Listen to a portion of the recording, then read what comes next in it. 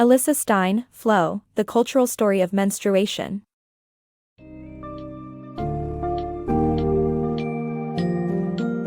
Embark on a journey through the curious history and misconceptions surrounding menstruation in Elissa Stein's illuminating book, Flow, The Cultural Story of Menstruation. Dive into the early notions of hysteria and their impact on women's history, the influence of religion on period-related taboos, and the creation of commercial femcare products. We'll also touch on the advertising techniques that reinforce outdated attitudes towards menstruation, and explore common misunderstandings about menstrual cycles, pregnancy, and birth control pills. Finally, we'll discuss modern pharmaceuticals that promise to eliminate periods and menopause, shedding light on whether these solutions are necessary or even harmful.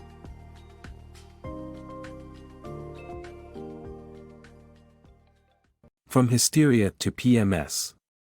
Throughout history, women exhibiting signs of what we now understand to be premenstrual syndrome, PMS, were accused of being witches and displaying hysteria. The medieval stigma surrounding female behaviors can be attributed to ignorance about female anatomy and sexuality. Despite a gradual shift in medical understanding, hysteria remained recognized until the 1950s when it was replaced with the diagnosis of PMS. However, PMS and the more severe premenstrual dysphoric disorder, PMDD, still remain poorly understood, raising the question if these emotional and physiological reactions should be treated as problems that need solving or simply accepted as part of the human experience. Unraveling period sex taboos. Period sex remains one of the biggest taboos, largely due to religious beliefs that label menstruating women as unclean. However, science proves that it is not harmful, and engaging in it may even have health benefits. By understanding the roots of these taboos and encouraging open discussion, we can challenge stigmas and promote healthier attitudes toward sexuality and menstruation. Throughout history, numerous religious doctrines have propagated the notion that period sex leads to impurity. For instance, in Orthodox Judaism, a woman is deemed unclean for 2 weeks during and after her period, during which she cannot have physical contact with her husband. To be considered clean again, she must bathe in a mikveh, a ritual bath, 7 days after her period ends. Similar beliefs exist in other religions worldwide, with only Buddhism being an exception. In Islam, women are forbidden from engaging in sexual activities, fasting, or handling the Quran during menstruation. Christian teachings dissuade men from even shaking hands with menstruating women. Notably, during Pope Benedict's visit in 2006, Polish television networks banned all tampon advertisements. Despite these enduring and widespread stigmas, period sex is, in fact, safe and normal. Modern science supports this conclusion, with a 2002 Yale University study suggesting that women who experience orgasms during menstruation may be less prone to endometriosis, a painful condition where the uterine lining grows outside the uterus. Unfortunately, period-related discussions remain shrouded in shame for many women. It is essential to raise awareness about the origins of these taboos, debunk myths surrounding period sex, and promote open and honest conversations about menstruation. By doing so, we can challenge the misconceptions and empower individuals to make informed decisions about their sexual health and well-being. Femcare evolution and women's rights. Before the advent of functional femcare products, women's monthly challenges significantly limited their mobility and full societal participation.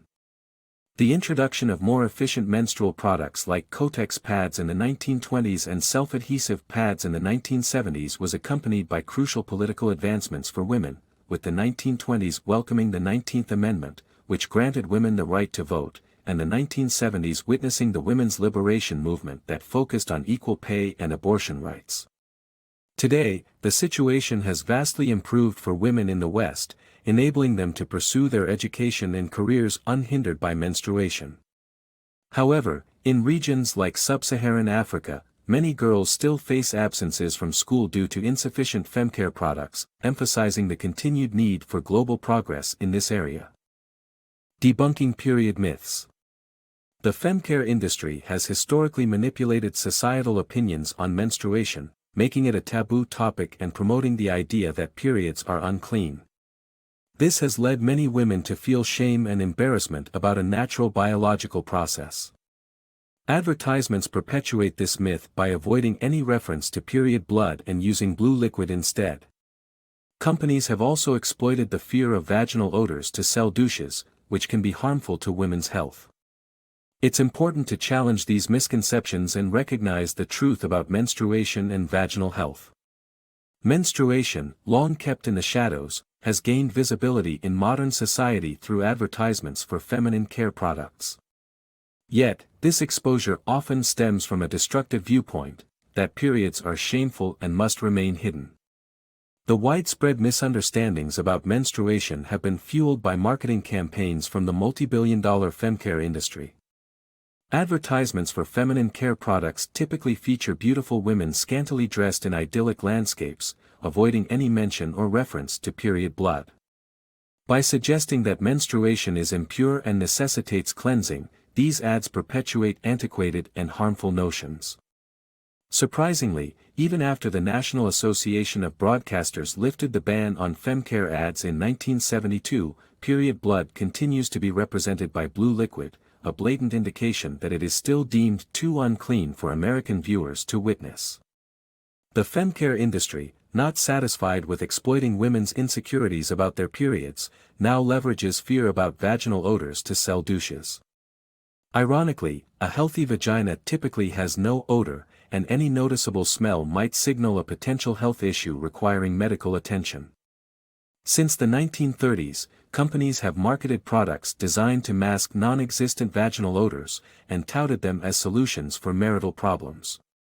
While products like Zonite and Lysol may sanitize surfaces in your house, applying them internally can cause bacterial vaginosis, yeast infections, and even pelvic inflammatory disease. Despite empirical evidence of the dangers and ineffectiveness of vaginal douches, 20 to 40% of American women still use them regularly, an alarming testament to the depths of vulnerability cultivated by industry advertising.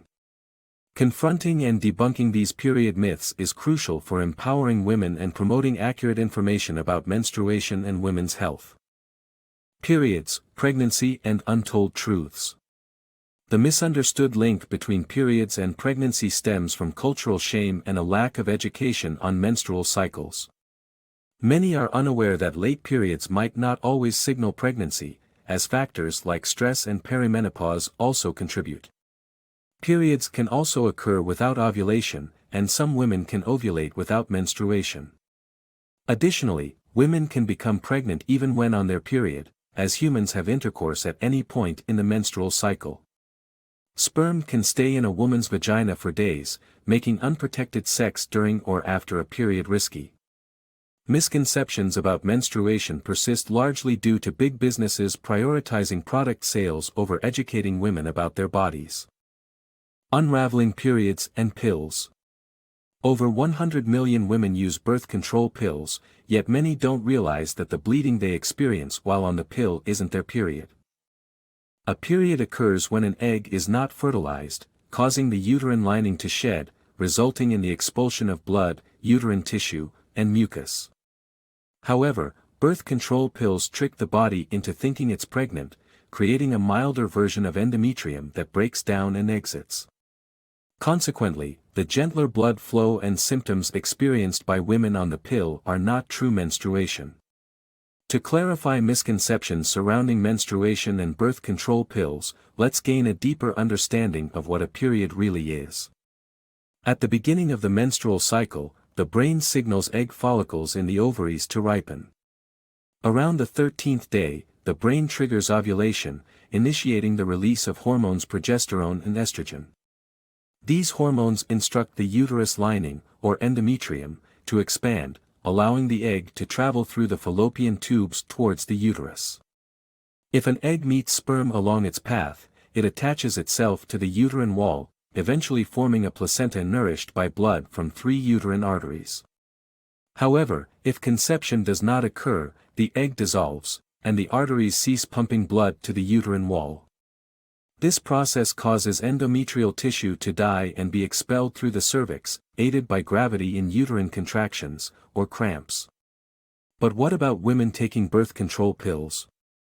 These pills typically contain estrogen, or a combination of estrogen and progestin, taken for 3 weeks to simulate pregnancy. During the remaining week, women take placebo pills, resulting in a milder endometrium shedding. Consequently, while on the pill, women experience gentler blood flow, cramps, and other related symptoms, which, contrary to popular belief, aren't true menstruation. Debunking period and menopause myths. The idea of living without periods or menopause symptoms might seem appealing, but in reality, it's a ploy designed by pharmaceutical companies to sell more drugs. Although birth control pills without placebo exist, such as Yaz, Librel, and Implanon, they aren't necessary for most women since they don't generally face severe menstruation symptoms.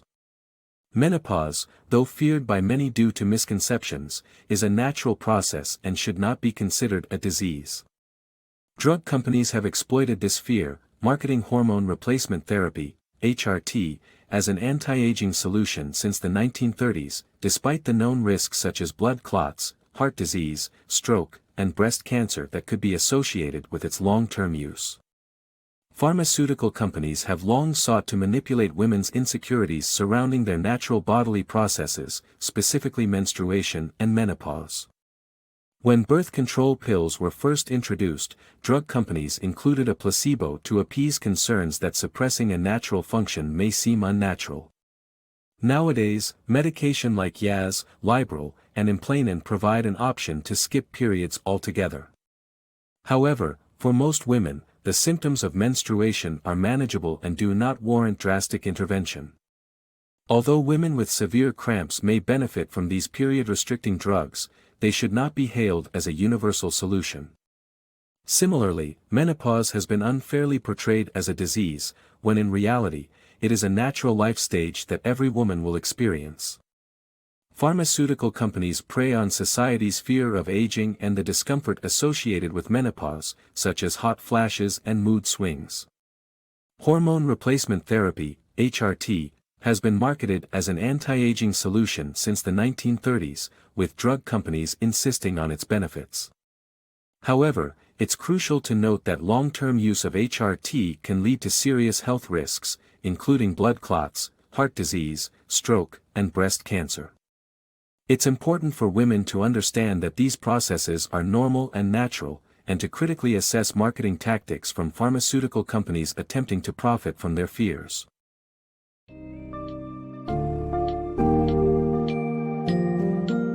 In Flow, The Cultural Story of Menstruation, Elissa Stein skillfully dissects the historical and modern factors that have shaped our understanding of menstruation. By highlighting past misconceptions and examining the role of religion, commercial products, and advertising, Stein prompts us to rethink and challenge the stigmas that persist to this day.